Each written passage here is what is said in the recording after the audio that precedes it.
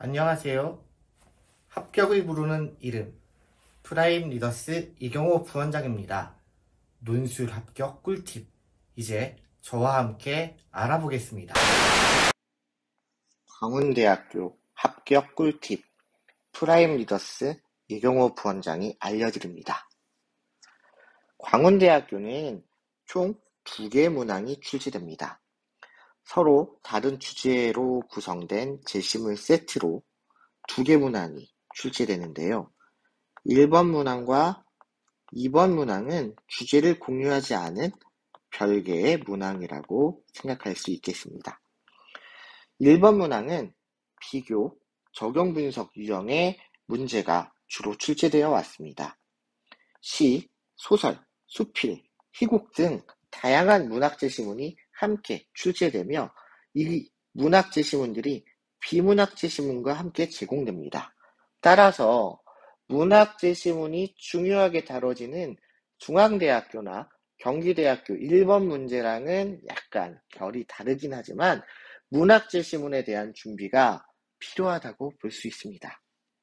주제는 대체로 인문, 사회과학 관련 주제가 두루두루 출제되어 왔기 때문에 문학 제시문이 포함되어 있는 문제라고 해서 특별하게 인문학적 소양을 중점적으로 평가하는 문제라고 이해하기는 어렵습니다. 문제의 특징이 성신여자대학교와 상당히 유사한 특징을 가지고 있습니다. 즉, 인문, 사회과학과 관련된 다양한 주제가 두루 출제되며 특별한 출제 경향이 없다는 의미죠.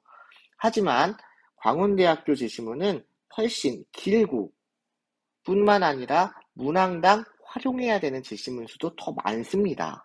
그렇기 때문에 약 800자 안팎의 정해진 글자의 답안을 구성하는 데 있어서 이 길고 다양한 제시문들의 정보들을 어떠한 기능과 역할로 써먹을지 활용할 수 있을지를 고민하면서 공부하시는 것이 좋겠습니다.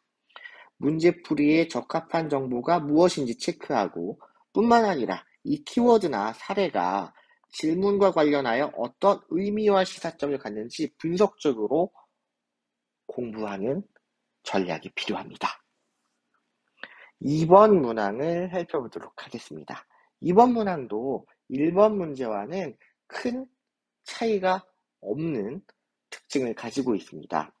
그런데 2023학년도 기출 논제를 살펴보자면 자료가 출제된 바가 있습니다.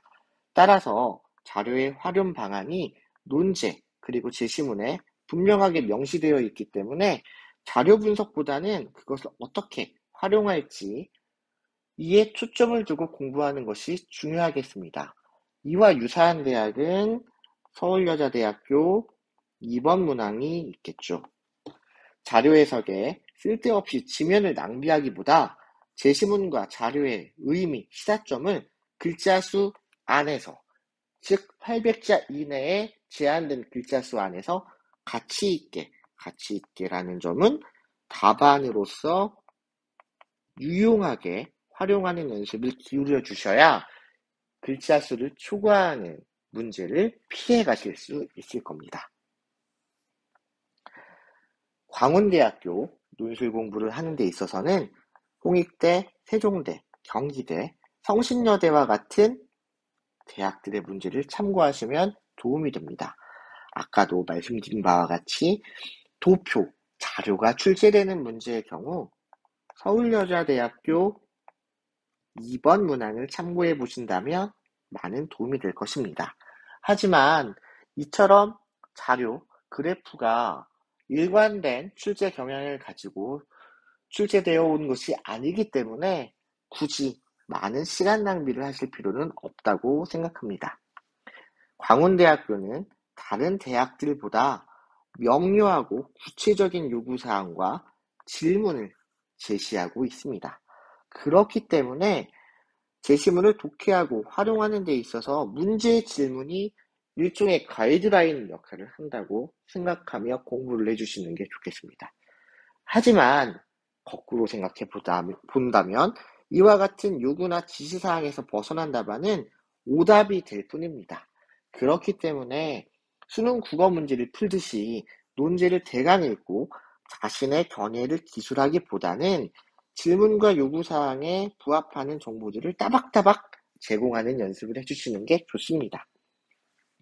성신여자대학교와 굉장히 유사한 문제의 특징을 가지고 있지만 문학 제시문을 비롯해 여러 성격의 제시문들이 출제되기 때문에 문학 제시문 또는 도표, 그래프 등 비언어적 정보를 논리적으로 활용하는 연습을 하는 것이 매우 중요합니다.